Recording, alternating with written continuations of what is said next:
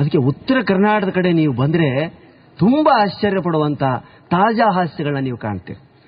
ಹೇಳಿ ಸತ್ತಿದ್ಲು ಬಹುದು ಉಳ್ಳಾಡಿ ಹೇಳಕತ್ತಿದ್ದೀನಿ. ಉಳ್ಳಾಡಿ ಅಂದ್ರೆ ಹೊರಳಾಡಿ ಅಂತೀರಿ ನೀವು ಉರುಳಾಡಿ ಅಂತೀರಲ್ಲ. ಅಂಗಿ ಹರ್ಕೊಂಡ, ಬನೀನ್ ಹರ್ಕೊಂಡ, ಕೂದ್ಲಾಕಿ ಎದ್ರಿಕೊಂಡ, ಬಾಯಿ ಬಡ್ಕೊಂಡ. ಒಬ್ಬರು ಯಜಮಾನ್ರಿದ್ರು ಅಲ್ಲಿ, ಒಂದೇ ಟೆಬಸ್ ಕುಂದ್ರಿಸಿ ಕಪಾಳಕ್ಕೆ ಬಡದ್ರು. ಓದ್ಸೊಳ ಮಗನ ಏನು ಅಳತಿಲೆ, ಎದಕ್ಕೆ ಕರೆ ಅಳಬಾರ್ದಾನ, ಅಳ ಮಗನೇ ಬೇಡ ಅನ್ನೋದಿಲ್ಲ. ಮತ್ತೆ ಎದಕ್ಕೆ ಬಡ್ದಿರಿ ನೀವು? ಎದಕ್ಕೆ ಬಡ್ದೆ? 6 ತಿಂಗಳಿಂದ ನಿಮ್ಮ ಅಪ್ಪ ಸತ್ತ. ಹೌದು, ನಾ ಬಂದಿದ್ದೆ ಅವಾಗ. ನಿನ್ನ ಕಣ್ಣಾಗ ಒಂದು ಹನಿ ನೀರಿದ್ದಿಲ್ಲ ಮಗನ, ಸುಮ್ಮನೆ ಅಡ್ಡಾಡಕತ್ತಿದ್ದಿ. ಹೌದ್ರಿ, ನಾ ಅಳ್ಳಿಲ್ಲ ಬಿಡ. 3 ತಿಂಗಳಿಂದ ನಿಮ್ಮ ಅವು ಸತ್ಲು, ನಿಮ್ಮ ತಾಯಿ. ಅವಾಗ ಬಂದಿದ್ದೆ ನಾನು. ಅವಾಗೂ ನಿನ್ನ ಕಣ್ಣಲ್ಲಿ ಒಂದು ಹನಿ ನೀರಿರಲಿಲ್ಲ. ಅಪ್ಪ ಸತ್ತಾಗಳ್ಳಾರ್ದವ, ಅವು ಸತ್ತಾಗಳ್ಳಾರ್ದವ. ಈಗ ಹೇಳ್ತಿ ಸತ್ತಾಳ ಮಗನ, ಉಳ್ಳಾಡಕತ್ತೀಯ. ಬೇಕಾನ ಒಂದು ಹೇಳ್ತಿ ನನಗೆ, ತಪ್ಪು ನಿಮ್ಮದೈತ್ರಿ ಅಂದವ. ಹೆಂಗಲೆ? ಹೌದು, ಅಪ್ಪ ಸತ್ತಾಗ ನಾ ಅಳ್ಳಿಲ್ಲ. ಯಾಕೆ ಅಳ್ಳಿಲ್ಲ? ಊರಿನ ಗಂಡಸರೆಲ್ಲ ಬಂದ್ರು ನನ್ನ ಹತ್ರ, ನಾ ನಿಮ್ಮ ಅಪ್ಪ ಇದ್ದಂಗ, ಸುಮ್ಮನಾಗಪ್ಪ ಅಂದ್ರು. ಇಷ್ಟು ಮಂದಿ ಅಪ್ಪ ಅಂದ್ರೆ ಸಿಕ್ರಲ್ಲ ಅಂತ ಸುಮ್ಮನಾದೆ. ಇನ್ನು ನಮ್ಮ ಅವು ಸತ್ತಾಗ ನಾ ಅಳ್ಳಿಲ್ಲ. ಯಾಕೆ ಅಳ್ಳಿಲ್ಲ? ಊರಿನ ಹೆಣ್ಮಕ್ಳೆಲ್ಲ ಬಂದ್ರು ನಂತಾಗ, ನಾ ನಿಮ್ಮ ಅವು ಇದ್ದಂಗಪ್ಪ, ಸುಮ್ಮನಾಗಂದ್ರು. ಇಷ್ಟು ಮಂದಿ ಅವ್ವ ಅಂದ್ರೆ ಸಿಕ್ಕರು ಅಂತ ಸುಮ್ಮನಾದೆ. ಈಗ ನಾನು ಹೆಣ್ ಸತ್ತಾಳ, ಒಬ್ಬರ ಬರಕ್ಕೆ ತಯಾರದಾರನ್ರಿ. ಹೊಡೆದವನು ತನ್ನಕ್ಕೆನ್ನೇ ಬಡ್ಕೊಂಡು ಹೋಗ್ಬೇಕು. ಸಾವಿನ ಮನೆಯಲ್ಲಿ ಹಾಸ್ಯ ಸ್ನೇಹಿತರೆ, ಸುಡುಗಾಡಿ, ಸ್ಮಶಾನ, ದೆವ್ವಗಳಲ್ಲಿ ಕೂಡ ಹಾಸ್ಯವನ್ನು ಕಾಣಬಹುದು ಅನ್ನೋದಕ್ಕೆ ಅನೇಕ ಉದಾಹರಣೆಗಳನ್ನ ನೋಡ್ತೀವಿ ನಾವು. ಒಬ್ಬ ಟೀಚರ್ ಅಪಾಯಿಂಟ್ಮೆಂಟ್ ಆದ, ನನ್ನಂತೂ ತಂದು ತೋರಿಸ್ತೆ, ಪ್ರಾಣೇಶ್ವರೇ ಇಂಥ ಹಳ್ಳಿಗೆ ನಾನು ಹೋಗಬೇಕಾಗಿದೆ, ಇದು ಹಾಗೆ ಭಾಳ ಬೆಸ್ಟ್ ಹಳ್ಳೆಪ್ಪ, ಹೋಗಿ ಜಾಯ್ನ್ ಆಗು. ಆದ್ರೆ ಒಂದು ಕಂಡೀಷನ್ ಏನು? 6 ಗಂಟೆ ಒಳಗಡೆ ಆ ಹಳ್ಳಿಗೆ ಹೋಗ್ಬೇಕು ನೀನು. ಯಾಕ್ರಿ? 6 ಗಂಟೆ ಮೇಲೆ ಕಷ್ಟ. ಯಾಕ್ರಿ? ಹಳ್ಳಿ ರೋಡ್ಗಿಲ್ಲ, 3 ಕಿಲೋಮೀಟರ್ ಊರೊಳಗಡೆ ಇದೆ. ಓ ಹೌದಾ ಸರ್, ನಡಿಬೇಕು 3 ಕಿಲೋಮೀಟರ್. ಅಯ್ಯೋ ನಡಿತೀನಿ ಸಾರ್, ಏನು ಕಷ್ಟ, ನಾನು ಮಲ್ನಾಡಿನವನು. ಮಲ್ನಾಡು ಪ್ರಶ್ನೆ ಅಲ್ಲ ಇಲ್ಲಿ. ಆ 3 ಕಿಲೋಮೀಟರ್ ದಾರಿ ಇದೆಯಲ್ಲ, ಅದು ಬರೀ ಸ್ಮಶಾನ, ದೆವ್ವ, ಭೂತ, ಪಿಶಾಚಿಗಳಿರ್ತಕ್ಕಂಥ ಸ್ಥಳ. 6 ಗಂಟೆ ಒಳಗಡೆ ಹೋದ್ರೆ ಬೆಳಕಿರ್ತದೆ, ಹೋಗ್ತೀಯಾ. 7 ಗಂಟೆ ಆಯ್ತು ಅಂದ್ರೆ ಕತ್ಲಾಗ್ತದೆ, ದೆವ್ವ ಪಿಶಾಚಿಗಳೆಲ್ಲ ಹೊರಗಡೆ ಬರ್ತವೆ. ಓ ಹೌದಾ ಸಾರ್, ಸರಿ ಸರ್. ಪ್ಯಾಕ್ ಮಾಡ್ಕೊಂಡ ಬಟ್ಟೆಗಳನ್ನೆಲ್ಲ, ಜಾಯ್ನಿಂಗ್ ರಿಪೋರ್ಟ್ ಬರ್ಕೊಂಡ, ಆರ್ಡರ್ ತಗೊಂಡ, ಹೊರಟ. ಯಾವುದೋ ಒಂದು ಡಗ್ಗ ಬಸ್ ಏರಿಬಿಟ್ಟ ಸ್ನೇಹಿತರೆ. ಅದು ಪಂಕ್ಚರ್ ಆಗಿ ಆ ಕ್ರಾಸಿಗೆ ಬರೋದಕ್ಕೆ 7 ಗಂಟೆ. ಕೆಳಗಡೆ ಇಳ್ದ, ಬಸ್ ಹೋಗ್ಬಿಡ್ತು. ನೋಡ್ತಾನೆ ಯಾರಿಲ್ಲ, ಇದೇ ತರ ಗೌ ಅನ್ನೋ ಕತ್ಲೆ. ನೆನಪಾಗ್ಬಿಡ್ತು, ದೆವ್ವ ಪಿಶಾಚಿ ಹೇಳಿದ್ರು ಪ್ರಾಣೇಶ್ ಅವರು. ಸತ್ಯ ನಾನು ಅಂತೇಳಿ ಶಿವ ಶಿವ ಶಿವ ಶಿವ ಶಿವ ಅಂತ ಹೊಂಟನ್ರಿ. ಅರ್ಧ ಫರ್ಲಾಂಗ್ ಹೋಗಿದ್ನೋ ಇಲ್ವೋ, ಯಾರೋ ಕೂತಾಗನಿಸ್ತು ಸೈಡ್ಗೆ. ನೋಡ್ತಾನೆ, ಒಂದು ಗೋರಿ ಮ್ಯಾಗ ಕುಂತ ಗಾಳಿ ಹಾಕೋಣಕತ್ತ. ಧೈರ್ಯ ಬಂತು, ನೀವು ಮನುಷ್ಯ ಇದ್ದಾನಿಲ್ಲಿ. ಅವನು ಮಾತಾಡಿಸಿ, ಲೇ ಹುಚ್ಚ, ಅಲ್ಲಲ್ಲಿ ಎಲ್ಲಿ ಕುಂತ ಗಾಳಿ ಹಾಕೋಣಕತ್ತಿ ನೀನು? ಗೋರೆಲೆ ಇದು ಸಮಾಧಿ, ಇದು ಸುಡುಗಾಡಿ, ಸ್ಮಶಾನ. ಇಲ್ಲಿ ಕುಂತ ಗಾಳಿ ಹಾಕೋಣಕತ್ತಿಲ್ಲ, ಬ್ಯಾರೆ ಜಾಗ ಸಿಗಲಿಲ್ಲ ನಿನಗೆ. ಅದಕ್ಕೆ ಅವ ಏನು ಅನ್ಬೇಕ್ರಿ, ಒಳಗೆ ಮಕ್ಕೊಂಡು ಬೇಸರ ಆತ, ಅದಕ್ಕೆ ಮ್ಯಾಗ ಬಂದೀನಿ ಅಂದ. ಹಾ, ಒಳಗೆ ಮಕ್ಕೊಂಡು ಬೇಸರ ಮೇಲೆ ಬಂದಿಯಾ? ಓಡ್ದೆ ಎದುರಿಗೊಬ್ಬ ಬರಾಕತ್ತಿದ್ರಿ. ಹೋಗಿ ಅವನು ಹಾದ ಬಿಟ್ಟ, ನಿಂದ್ರಲ್ಲಿ ಹೋಗ್ಬೇಡತ್ತಾಗ. ಎದಕ್ಕ? ಗೋರಿ ಮ್ಯಾಗ ಕುಂತ ನಮ್ಮವ. ಎದಕ್ಕಂತ ಕೇಳಿದ್ರೆ ಒಳಗೆ ಮಕ್ಕೊಂಡು ಬೇಸರ ಆತಂತ ಮ್ಯಾಗ ಬಂದಾನಂತ ದೆವ್ವ. ಕರೆಕ್ಟ್ ಹೇಳನ್ರಿ ಅವ. ಅವನ ಪಕ್ಕದ ಗೋರಿನ ನಂದು. ಅವ ಅಲ್ಲೇ ಕುಂತ ಗಾಳಿ ಹಾಕೋಣಕತ್ತ, ನಾವು ಹಾಕಿ ಬಂದೀನಿ ಇಷ್ಟೇ. ಮತ್ತೆ ಓಡ್ದೆ ಟಾರ್ ರೋಡ್ ಕಾಣಿಸ್ತೀವಿ ಸ್ನೇಹಿತರೆ, ಉಳ್ಕೊಂಡೆ ನಾನಂದ.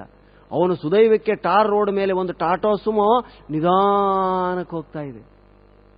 ಕೇಳಲಿಲ್ಲ ಹೇಳಿಲ್ಲ, ಹಿಂದಿನ ಡೋರ್ ತೆಗೆದ ಒಳಗೆ ಹತ್ತಿ ಕುಂತ್ಬಿಟ್ಟ.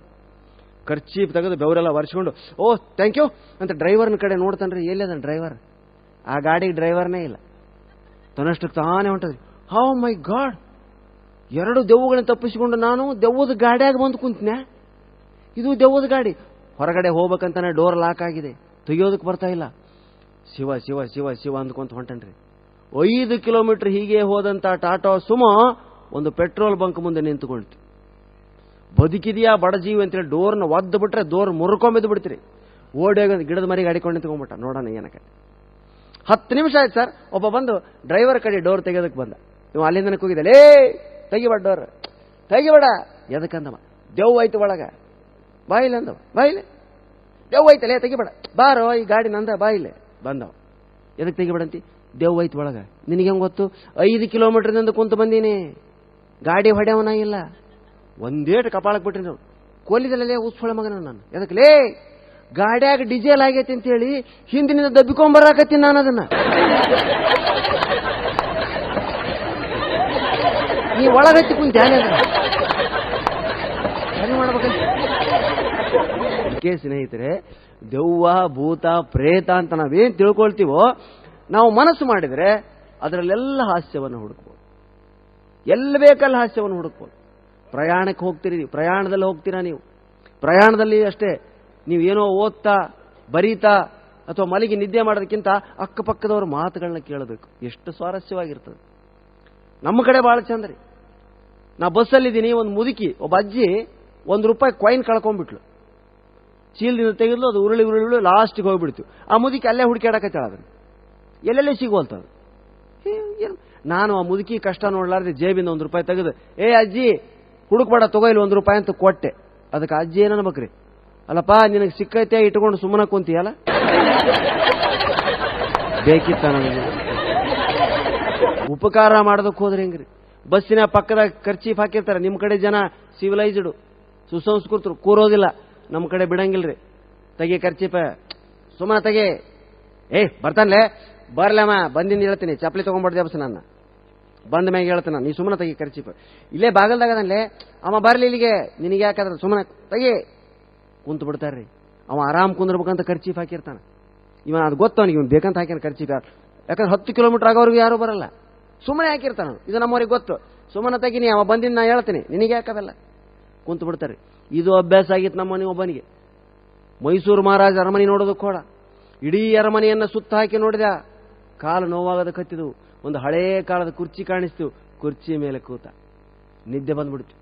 ಹಂಗೆ ನಿದ್ದೆ ಬಿಡೋದ ಕತ್ತಿಬಿಟ್ಟು 15 ನಿಮಿಷ ಆದ್ಮೇಲೆ ಸೆಕ್ಯೂರಿಟಿ ಗಾರ್ಡ್ ಬಂದು, ಹೇಳಿಲ್ಲ ಕುಂದ್ರಬಾರ್ದ, ಹೇಳ ಎದಕ್ಕ? ಹಳೇ ಕಾಲದ ಕುರ್ಚಿ ಇದು. ಯಾರ ಕುಂತು ಕುರ್ಚಿ ಅಂತ ತಿಳ್ಕೊಂಡಿ ನೀನು? ಯಾರು ಕುಂತದ್ದು? ಟಿಪ್ಪು ಸುಲ್ತಾನ ಕುಂತು ಕುರ್ಚಿ ಇದು. ಬರ್ಲಳ ಮರಾಯತ ಹೇಳ್ತೀನಿ. ಟಿಪ್ಪು ಸುಲ್ತಾನ ಬಂದು ಇವನ್ನ ಯಾವಾಗ ಎಬ್ಬಿಸ್ಬೇಕ್ರಿ? ಅದಕ್ಕೆ ಸ್ನೇಹಿತರೆ, ಈ ನಾವೇನ್ ತಿಳ್ಕೊಂಡಿರ್ತೀವಿ ಬಹಳ ಅಂದ್ರೆ, ನಾವು ತುಂಬಾ ಓದಿದೀವಿ, ಕ್ಲಾಸ್ ಜನರ ಜೊತೆ ಬೆರಿಬೇಕು ನಾವು ಅಂತ ತಿಳ್ಕೊಂಡಿರ್ತೀವಿ. ಅದು ಬಹಳ ತಪ್ಪು. ಕ್ಲಾಸ್ ಜನರ ಜೊತೆ ಬೆಳೆದ್ರೆ ನಾವು ಕ್ಲಾಸೇ ಆಗಿ ಹೋಗ್ತೀವಿ. ನಿಜವಾಗಿ ಜೀವನವನ್ನು ಅರ್ಥ ಮಾಡ್ಕೋಬೇಕು ಅಂದ್ರೆ 3rd ಕ್ಲಾಸ್ ಜನರ ಜೊತೆ ಬೆರಿಬೇಕು. ಸಿನಿಮಾಗಳಿಗೆ 3rd ಕ್ಲಾಸ್ಗೆ ಹೋಗ್ಬೇಕು. ನಾಟಕಗಳಲ್ಲಿ 4ನೇ ಪ್ರಭುಗಳು ಅಂತ ಹೇಳ್ತಾರೆ, ಅವ್ರ ಜೊತೆ ಕೂತ್ ನಾಟಕ ನೋಡಬೇಕು. ನಮ್ಮ ಬೀಚಿಯವರು ಹಾಗೆ ಇದ್ರು ಸ್ನೇಹಿತರೆ. ನಾನು ಕ್ಲಾಸ್ ಜನರಿಗಾಗಿ ಸಾಹಿತ್ಯ ಬರಿಬೇಕು, ಸುಸಂಸ್ಕೃತಿಗಾಗಿ ಸಾಹಿತ್ಯವನ್ನು ಬರಿಬೇಕು ಅಂತ ಹೇಳಿ ಮೊದಲೊಂದೆರಡು ಕಾದಂಬರಿ ಬರೆದ್ರಿ. ದಾಸಕೂಟ, ಖಾದಿ ಸೀರೆ ಇಂಥವೆಲ್ಲ. ಬರೀ ಕೆಲವೇ ಜನ ಓದಿದ್ರು. ಅನಕ್ರೋರ್ ಮುಂದೆ ಇದನ್ನು ಹೇಳ್ಕೊಂಡ್ರು ಅವರು. ಸರ್, ನಾನು ಜನಸಾಮಾನ್ಯರನ್ನು ಮುಟ್ಟುತ್ತಾ ಇಲ್ಲ. ಜನಸಾಮಾನ್ಯರನ್ನು ಮುಟ್ಟಬೇಕಾದ್ರೆ ಅವ್ರ ಮಧ್ಯೆ ಇದ್ದು ಬರಿಬೇಕು ನೀನು. ಏರ್ ಕಂಡೀಷನ್ ರೂಮ್ನಲ್ಲಿ, AC ರೂಮ್ಗಳಲ್ಲಿ ಕೂತು, ಹೋಟೆಲ್ ರೂಮ್ಗಳಲ್ಲಿ ಕೂತು ಬರೆದ್ರೆ ಸಾಹಿತ್ಯ ಆಗೋದಿಲ್ಲ. ಓ ಹೌದಾ ಸರ್? ಇಂಥ ಒಂದು ಪ್ರಸಂಗ ಬಂತು ಸ್ನೇಹಿತರೆ ಬೀಚಿ ಅವರಿಗೆ. 3rd ಕ್ಲಾಸ್ ಸಿನಿಮಾಕ್ಕೆ ಹೋಗುವಂತ ಪ್ರಸಂಗ ಬಂತು. ಆಗೆಲ್ಲ 3rd ಕ್ಲಾಸ್ ಅಂದ್ರೆ ನೆಲ, ಫ್ಲೋರ್. ಭರತ್ ಮಿಲಾಪ್ ಅಂತ ಒಂದು ಸಿನಿಮಾ. ಭರತ್ ಭೂಷಣ್ ನಿರೂಪರಾಯ್ ಹೀರೋಯಿನ್ ಆಗಿದ್ದ ಕಾಲನೋ ಏನೋ ಅದು. ಅಂತ ಒಂದು ಸಿನಿಮಾ ಬಳ್ಳಾರಿಗೆ ಬಂತು. ಬಳ್ಳಾರಿಗೆ ಬಂದಾಗ ಎಲ್ಲರೂ ಕೇಳೋರೆ, ಬೀಚಿ ಭರತ್ ಮಿಲಾಪ್ ನೋಡಿದ್ಯಾ? ಇಲ್ಲ ನೋಡಿಲ್ಲ. ನಿನ್ನ ಕಣ್ಣಿದ್ರು ವ್ಯರ್ಥ, ನೋಡ್ಬೇಕಾ ಸಿನಿಮಾ. ಜನರ ಕಿರಿಕಿರಿಗೆ ಬೇಸತ್ತ ಸಿನಿಮಾಕ್ಕೆ ಹೋದ್ರು ಬೀಚಿ ಅವರು. 5 ಜನ ಗೆಳೆಯರನ್ನ ಕರ್ಕೊಂಡು ಒಂದು ಟಾಂಗಾ ಮಾಡಿಕೊಂಡು ಆ ಸಿನಿಮಾಕ್ಕೆ ಹೋದ್ರಿ. ಇನ್ನೇನು ಟಾಂಗಾ ಕೆಳಗಡೆ ಇಳಿದು ಟಿಕೆಟ್ ಕೌಂಟರ್ನಲ್ಲಿ ಕೈ ಹಾಕ್ತಾರೆ. ಬಾಲ್ಕನಿ ಟಿಕೆಟ್ ಇಲ್ಲ, ಬಾಲ್ಕನಿ ಕೊಡು 4. ಇಲ್ಲ ಸರ್ ಟಿಕೆಟ್ ಇಲ್ಲ. ಯಾಕೆ? ಫುಲ್ ಸರ್, ಇವತ್ತು ಲಾಸ್ಟ್ ಡೇ, ಎಲ್ಲಾ ಟಿಕೆಟ್ ಫುಲ್ ಆಗಿದೆ. ಮತ್ತೆ ಫಸ್ಟ್ ಕ್ಲಾಸ್, ಸೆಕೆಂಡ್ ಕ್ಲಾಸ್? ಇಲ್ಲ ಸರ್ ಯಾವುದೂ ಇಲ್ಲ. ಬೇಕಾದ್ರೆ 3rd ಕ್ಲಾಸ್ ಇದೆ, ಕೊಡ್ಲಾ? 3rd ಕ್ಲಾಸಿಗೆ ನಾವು ಹೋಗೋದ? ಬೇಡ ಅಂದ್ರು ಬೀಚಿಯವರು. ಜನ ಹೇಳಿದ್ರು, ಲಾಸ್ಟ್ ಡೇ ಇವತ್ತು, ನೋಡ್ಲೇಬೇಕು ಈ ಪಿಕ್ಚರ್ ನೀನು. ಸರಿಯಪ್ಪ 3rd ಕ್ಲಾಸೇ ಕೊಡು, 4 ಟಿಕೆಟ್ ಕೊಡು. ಅವಾಗ ಅವ್ನು ಟಿಕೆಟ್ ಕೌಂಟರ್ ಮ್ಯಾನೇಜರ್ ಹೇಳ್ದ, 4 ಕೊಡೋದಿಲ್ಲ, ತಗೊಂಡ್ರೆ 5 ತಗೋಬೇಕು. ಅಲ್ಲ ನಾವಿರೋರು 4 ಜನ, ನನ್ನ ಹತ್ರ ಉಳಿಯೋದು ಒಂದು ಟಿಕೆಟ್, ಅದನ್ನ ಇಟ್ಕೊಂಡು ನಾನೇನು ಮಾಡ್ಲಿ? ತಗೊಂಡ್ರೆ 5 ತಗೊಳ್ರಿ, ಇಲ್ಲಿಕ್ಕೆ ಟಿಕೆಟ್ ಇಲ್ಲ ಅಂದ. ಅಯ್ಯೋ ರಾಮ, ಇದೆಂತ ಪರಿಸ್ಥಿತಿ ಇದು? ಇದನ್ನೆಲ್ಲ ಮಾತು ಕೇಳ್ತಾ ಇದ್ದ ಅವ್ನು. ಯಾರೋ ಇವ್ರನ್ನ ಕರ್ಕೊಂಬಂದಿದ್ದಲ್ಲ, ಜಟಕಾ ಸಾಬಿ. ಅವನಂದ, ಲೇಲೋ ಸಾಬ್ 5 ಟಿಕೆಟ್ ಮೈ ಬಿ ಆತು ಅಂದ. ಅವನಿಗೋಸ್ಕರ 5ನೇ ಟಿಕೆಟ್ ತಗೊಂಡ್ರಿ. 5 ಟಿಕೆಟ್ ತಗೊಂಡ್ರು. ಟಾಂಗಾ ಕುದುರೆಯನ್ನು ಅಲ್ಲೇ ಕಟ್ಟಿದ್ರು. ಜಟಕಾ ಸಾಬಿ ಜೊತೆ ಥಿಯೇಟರ್ ಒಳಗಡೆ ಬಂದ್ರು. 3rd ಕ್ಲಾಸ್ ಡೈರೆಕ್ಟ್ ಮಾಡೋರು ಗೈಡ್ ಯಾರು? ಜಟಕಾ ಸಾಬಿನೇ. ನೀವು ನೋಡಬೇಕು, ಮೊದಲು ಸಿನಿಮಾದಲ್ಲಿ ಥಿಯೇಟರ್ ಅಲ್ಲಿ ಫೋಕಸ್ ಹೀಗೆ ಮೇಲಿನಿಂದ ಸ್ಕ್ರೀನಿಗೆ ಬೀಳ್ತಾ ಇತ್ತು. ಅಲ್ಲಿ 3rd ಕ್ಲಾಸು. ಅದ್ರ ಮುಂದೆ ಹೋಗೋರಿಗೆ ಹೋಗೋ ಆಗಿಲ್ಲ, ಫೋಕಸ್ ಅಲ್ಲಿ ಅವರೇ ಪರದದ ಮೇಲೆ ಬಗ್ ಅಂತಿರ್ತಾರೆ ಜನ ಹಿಂದೆ. ಇವರು ಹೋಗಿ ಕೂತ್ರು, ಜಟ್ಕಾ ಸಾಬಿನ ಜಗ ತೋರಿಸ್ತಾ ಒಂದು ಕೂತ್ರು, ಮುಂದೆನೆ ಪಿಕ್ಚರ್, ಮುಂದೆನೆ ಸ್ಕ್ರೀನು, ಮೈ ಮೇಲೆ ಎಲ್ಲ ಗೊಂಬೆಗಳು. ಏನೋ ಸಾಹೇಬು ಇದು ಮೈ ಮೇಲೆ ಗೊಂಬೆಗಳು? ಅವಾಗ ಸಾಹೇಬ್ ಒಂದು ಮಾತು ಹೇಳ್ತಾರೆ, ಸಾರ್ 3rd ಕ್ಲಾಸ್ನಲ್ಲಿ ಕೂತ್ಕೊಂಡ್ರೆ ಸಿನಿಮಾ ಕಾಣೋದಿಲ್ಲ, ಮಲಗಬೇಕು. ನೋಡಿ, ಬಾಲ್ಕನಿಲಿ ಸೌಲಭ್ಯ ಇದೆ, ಬಾಲ್ಕನಿಲಿ ಮಲಗೋ ಸೌಭಾಗ್ಯ ಇಲ್ಲ, ಸೋಡಾ ಕುಡಿಯೋ ಹಾಗಿಲ್ಲ, ಬಾಲ್ಕನಿಲಿ ಪಾಪ್ಕಾರ್ನ್ ತಿನ್ನೋ ಹಾಗಿಲ್ಲ, ಅಷ್ಟೇ ಯಾಕೆ ಪಕ್ಕದಲ್ಲಿರೋ ಜೊತೆ ಮಾತಾಡೋ ಹಾಗಿಲ್ಲ, ಚೇರ್ಗಿ ಕೈ ಇಡೋ ಹಾಗಿಲ್ಲ, ಒಂದೇ ಕೈ ಇರ್ತದೆ. ನೀವಿಟ್ಟಾಗ ಅವನು ಕಾಯ್ತಿರ್ತಾರೆ ಯಾವಾಗ ನಾನು ಕೈ ಇಡ್ಲಿ ಅಂತ. ನೀವು ಸ್ವಲ್ಪ ಹಿಂಗೆ ತುರಿಸ್ಕೊಂಡ್ರ ಅವನು ಇಟ್ಬಿಡ್ತಾನೆ, ಆಮೇಲೆ ನೀವು ಕಾಯಬೇಕು. ಬಾಲ್ಕನಿ 3rd ಕ್ಲಾಸಲ್ಲಿ ಯಾವುದು ರಿಸ್ಟ್ರಿಕ್ಷನ್ ಇಲ್ಲ, ಮಲಗಿಬಿಟ್ರು ಬೀಚ್ ಅವರು. ಯಾರ್ದೋ ಕಾಲ ತಲೆಗೆ ಬಡಿತು, ಯಾರು ಅಂತ ಹಿಂಗೆ ನೋಡ್ತಾರೆ, ಅವನು ಯೋಚನೆ ಮಾಡಲಿಲ್ಲ, ಸಾರ್ ಇಲ್ಲಿಡಿ ನಿಮ್ಮ ತಲೆನ ಅಂತ ಕಾಲು ಹೀಗಿಟ್ಟ, ಇಲ್ಲಿ ಮಧ್ಯೆ ಇಡಿ ತಲೆನ. ಇವ್ರು ಮಲಗಿದ ಮೇಲೆ ಯಾರೋ ಇವ್ರ ಕಾಲನ ತಾನೇ ಹಿಂಗಿಟ್ಕೊಂಡು ಮಲಗಿಬಿಟ್ಟ. ಒಂದು ಹೊತ್ತಿನಲ್ಲಿ ಬೀಚ್ ಅವ್ರ ತೊಡೆನ ಯಾರೋ ತುರಿಸಿದಾಗಾಯ್ತು. ಯಾರಯ್ಯ ಅದು ಅಂದ್ರು. ಓ ನಿಮ್ದ ಸರ್ ಕಾಲಿದು, ನಂದು ಅನ್ಕೊಂಡಿದ್ದೆ ನಾನು. ತನ್ನ ಕಾಲಿಗೆ ನಾವೇ ಆದ್ರೆ ಇವ್ರದನ್ನು ತುರಿಸ್ತಾ ಇದ್ದಾನ ಅವನು. ಅಂದ್ರೆ ಎಷ್ಟು ತಿಕ್ಲಿ ಅಕಾಮಿಡೇಟ್ ಆಗಿರ್ಬೇಡ ಅವರು ಲೆಕ್ಕ. ಬಾಬಾ ಎಂತೆಂತ ಜನ ಪಕ್ಕದಲ್ಲಿ ಇರೋರು ಮಾತಾಡ್ತಿದ್ದಾರೆ 3rd ಕ್ಲಾಸ್ನಲ್ಲಿ. ಏನು ಅಲ್ಲಯ್ಯ, ಈ ಬೀಡಿ ಚುಟ್ಟ ವಗೈರ ಸೇದಬಾರದು ಅಂತ ಬರೆದಿದ್ದಾರೆ ಗೋಡೆ ಮೇಲೆ. ಬೀಡಿ ಚುಟ್ಟ ನಾವು ಸೇದಿದ್ದೀವಿ, ಈ ವಗೈರ ಏನಿದು, ಇದನ್ನ ಸೇದೆ ಇಲ್ವಲ್ಲ ಅಂತ ಅವನು. ಅದಕ್ಕೆ ಇವನು ಹೇಳ್ತಾನೆ, ಲೇ ಬೀಡಿ ಚುಟ್ಟ ಅವರಿಬ್ಬರು ದಂಪತಿಗಳು, ವಗೈರ ಅವ್ರ ಮಗಳು. ಅದಕ್ಕೆ ಅವನಂತಾನೆ, ವಗೈರ ಮಗಳಾಗೋ, ಮಗ ಯಾಕಲ್ಲ, ರಾಕಾರ ಅಂತ ಸ್ತ್ರೀಲಿಂಗ. ಬೀಚಿ ಗಾಬರಿ ಆದ್ರು. 3rd ಕ್ಲಾಸ್ನಲ್ಲಿ ವ್ಯಾಕರಣದ ಬಗ್ಗೆ ಪಾಠ. ಎಂತೆಂತ ಜನ ಇದ್ದಾರೆ ಇಲ್ಲಿ. ಸಿನಿಮಾ ಸ್ಟಾರ್ಟ್ ಆಯ್ತು ಸ್ನೇಹಿತರೆ, ಭರತ್ ಮಿಲಾಪ್. ಒಂದು ಸೀನ್ ಬಂತು. ಏನು, ರಾಮನನ್ನ ಕಾಡಿಗೆ ಕಳಿಸಿದಂತ ಕೈಕೇಯಿ ಭರತನಿಗಾಗಿ ಕಾಯ್ತಾ ಇದ್ದಾಳೆ. ಭರತ ಬಂದ, ಊರಿನಲ್ಲಿ ಯಾರೋ ಮಾತಾಡಿಸ್ತಾ ಇಲ್ಲ ಭರತನನ್ನ. ಕ್ಯಾ ಹೋಗಯ ಅಯೋಧ್ಯಕ್ಕೂ, ಅಯೋಧ್ಯ ಐಸಾ ಕೈಸಾ ಹೈ, ರಾಮ್ ಕಹಾ ಗಯ ಅಂತ ಕೇಳ್ತಾನೆ, ಯಾರು ಉತ್ತರ ಕೊಡ್ತಾ ಇಲ್ಲ. ತುಮಾರ ಮಾಕ ಪೂಚೋ ಅಂತಾರೆ. ನೇರ ಭರತ ಅಂತಃಪುರಕ್ಕೆ ಬಂದ. ಕೈಕೇಯಿ ಅಂತಃಪುರಕ್ಕೆ ಬಂದು, ಮಾ ಕ್ಯಾ ಹೋಗಯ ಮಾ ಅಯೋಧ್ಯಕ್ಕೂ, ಐಸಾ ಕೈಸಾ ಹೈ ಅಯೋಧ್ಯ, ರಾಮ್ ಕಹಾ ಗಯ ಅಂತ ಕೇಳಿದ. ಅಲ್ಲಿ ಡೈರೆಕ್ಟರ್ ಏನ್ ಮಾಡಿದನ್ರಿ, ಆರ್ಟ್ ಫಿಲ್ಮ್ ಮಾಡಬೇಕು ಅದನ್ನು ಅಂತ ಕೈಯಿಂದ ಒಮ್ಮೆಲೆ ರಾಮ್ ವನವಾಸ್ಕು ಗಯ ಅಂತ ಹೇಳಿಸಿಲ್ಲ. ಆಕೆ ಉತ್ತರ ಹೇಳಲ್ಲ. ರಾಮ್ ಕಹಾ ಗಯ ಅಂತ ಭರತ ಕೇಳಿದಾಗ ಬರೀ ಕ್ಲೋಸ್ ಅಪ್ ನಲ್ಲಿ ಆಕೆ ತುಟಿಗಳೆಲ್ಲ ಆಡೋದು, ಹಿಂಗೆ ಹಿಂಗೆ ಹಿಂಗೆ ಹಿಂಗೆ. ರಾಮ್ ಕಹಾ ಗಯ, ಬರೀ ಕೈಗಳೆಲ್ಲ ಆಡೋದು. ರಾಮ್ ಕಹಾ ಗಯ, ಬರೀ ಕಾಲಗಳೆಲ್ಲ ಆಡೋದು. ಅಂದ್ರೆ ಅವ್ರ ಮನಸ್ಸಲ್ಲಿ ಏನೋ ತುಂಬಬೇಕು ಅಂತ. ನಮ್ಮಲ್ಲಿ ಕೆಲವು ಧಾರಾವಾಹಿಗಳು ಬರ್ತಾವ ನೋಡ್ರಿ, ಆರ್ಟ್ ಫಿಲ್ಮ್ ಬರ್ತಾವ ನೋಡ್ರಲ್ಲ ನೀವು, ಬ್ಲಾಕ್ ಅಂಡ್ ವೈಟ್ ಇರ್ತವೆ. ಈ ಸ್ವರ್ಣ ಕಮಲ ಪ್ರಶಸ್ತಿ ಎಲ್ಲ ಪಡಿತಾವಲ್ಲ, ತಬರನ ಕತೆ, ಅಬಿಚೂರ್ನ ಪೋಸ್ಟ್ ಆಫೀಸು, ಘಟಶ್ರಾದ್ದ, ಇವು ಯಾರಾದ್ರೂ ನೋಡಿವ ಸಿನಿಮಾ? ನಾವು ಯಾರೂ ನೋಡಿಲ್ಲ. ಅವು ಬರ್ತವೆ, ಒಂದು 3-4 ದಿವಸ ನಡೀತದೆ. ಒಂದು ಬೆಳ್ಳಿ ಕಮಲನೋ ಬಂಗಾರ ಚೆಂಬೋ ಕೊಟ್ಟು ಕಳಿಸಿಬಿಡ್ತಾರೆ, ರಾಷ್ಟ್ರ ಪ್ರಶಸ್ತಿ ವಿಜೇತ ಚಿತ್ರ. ಹೋಗ್ಬಿಡ್ತವೆ, ಯಾರು ನೋಡಲ್ಲ ಅವನ್ನ. ಅವು ಯಾವಾಗ ಬರ್ತವೆ? ಮತ್ತೆ ಭಾನುವಾರ ದಿವಸ ಮಧ್ಯಾಹ್ನ 1:30 ಗಂಟೆಗೆ ನ್ಯಾಷನಲ್ ಚಾನೆಲ್ನಲ್ಲಿ ಬರ್ತವೆ. ಕಂಡವು ಇಲ್ಲಿಕ್ಕಿರಿಲ್ಲ, ಅವು ಬ್ಲಾಕ್ ಅಂಡ್ ವೈಟ್ ಅಲ್ಲಿ ಇರ್ತವೆ. ಓಡೋ ಸೀನ್ನಲ್ಲಿ ಇಲ್ಲಿಂದ ಇಡುಗುಂಜಿವರೆಗೂ ಓಡೋದೆ, ಬರೀ ಕಾಲಗಳೇ. Art film. ಆ ಫಿಲ್ಮನ್ನು ಯಾರು ನೋಡ್ತಾರೆ, ನೋಡಿದ್ರೆ ಏನಾಗುತ್ತೆ ಅನ್ನೋದಕ್ಕೆ ಎಷ್ಟೋ ವರ್ಷಗಳಿಂದ ಆ ಮಧ್ಯಾಹ್ನದ ಫಿಲ್ಮ್ಗೆ ಒಬ್ಬರೇ ಒಬ್ಬ sponsor. This part of the feature film was brought to you by Amrutanjan ಬಾಂಬ್ ಲಿಮಿಟೆಡ್ ಅಂತ ಫಿಲ್ಮ್ ಅದು. ಅವಾರ್ಡ್ ಫಿಲ್ಮ್ಗಳೆಲ್ಲ ಹಾಗೆ ಇರ್ತದೆ ಏನೋ, ಯಾರು ನೋಡಲ್ಲ, ನೋಡಿದ್ರು ತಿಳಿಯಲ್ಲ. ತಿಳಿದಿಲ್ಲ ಅನ್ನೋ ಹಾಗಿಲ್ಲ. ಪಕ್ಕದಲ್ಲಿ ಏನ್ರಿ ಅವಾರ್ಡ್ ಫಿಲ್ಮ್ ತಿಳಿಲಿಲ್ಲೇನ್ರಿ ನಿಮಗೆ ಅಂತಾನೆ ಅನ್ನೋ ಭಯ. ಸುಮ್ಮನೆ ನೋಡೋದು, ಹೊರಗಡೆ ಬರೋದು. ಹೇಗಿದೆ ಪಿಕ್ಚರ್? ತುಂಬಾ ಚೆನ್ನಾಗಿ. ನೀವು ಹೋಗಿ, ನಾ ಕಳ್ಕೊಂಡಿದ್ದೀನಿ, ನೀವು ಕಳ್ಕೊಳ್ರಿ ಅಂತ ಫಿಲ್ಮ್ ಅನ್ನು ಆಗಲೇ ತೆಗಿಬೇಕು ಅಂತ ಪ್ರಯತ್ನ ಮಾಡಿದ್ದ ಅವನು. ಬೋಲ್ಮಾ ಕಹಾ ಗಯ ರಾಮ್, ಬರೀ ಕಾಲುಗಳಲ್ಲಾಡೋದು. ಬೋಲ್ಮಾ ಕಹಾ ಗಯ ರಾಮ್, ಬರೀ ಕೈಗಳಲ್ಲಾಡೋದು. ಬೋಲ್ಮಾ ಕಹಾ ಗಯ ರಾಮ್, ಕೈ ಉತ್ತರ ಕೊಡ್ಲಿಲ್ಲ ಸ್ನೇಹಿತರೆ. ಥಿಯೇಟ್ರಿಂದ ಒಬ್ಬನು ಒದರಿಬಿಟ್ಟ, ಬೋಲ್ಗೆ ಹಲ್ಕಾರಾಂಡ್ ಕಿದರ್ ಬೇಜ ರಾಮ್ಕೋ. ಬೀಚಿ ದಡಬಡಾಯಿಸಿ ಕೂತ್ಬಿಟ್ಟು, ಪಕ್ಕದಲ್ಲಿಂದನೇ ಆವಾಜು, ಬೋಲ್ಗೆ ಹಲ್ಕಾರಾಂಡ್ ಕಿದರ್ ಬೇಜ ರಾಮ್ಕೋ. ನೋಡ್ತಾರೆ, ಕೂಗಿದವನು ಬೇರೆ ಯಾರು ಅಲ್ಲ, ಜಟ್ಕಾ ಸಾಬಿ. ಯಾರೇ ಸಾಹಿಬು ಕ್ಯಾ ಹುವಾ ಅಂದ್ರೆ ಅವ ಅಂತಾನೆ, ತುಮ್ ಚುಪ್ ರಹೋ ಸಬ್, ಮೈ 5 ಬಾರ್ ದೇಖಿಯೇ ಪಿಕ್ಚರ್, ಹರ್ ಏಕ್ ಬಾರ್ ವೈಸಿ ಚೋತ, ಏ ಪೂಛನಾ ನೈ ಚೋಡ್ತಾ, ಓ ಜಲ್ದಿ ನೈ ಬೋಲ್ತಾ. ಸಾರ್ 5 ಸಾರಿ ನೋಡಿದೀನಿ ಈ ಪಿಕ್ಚರ್, ಹೀಗೆ ಆಗ್ತದೆ ಸಾರ್.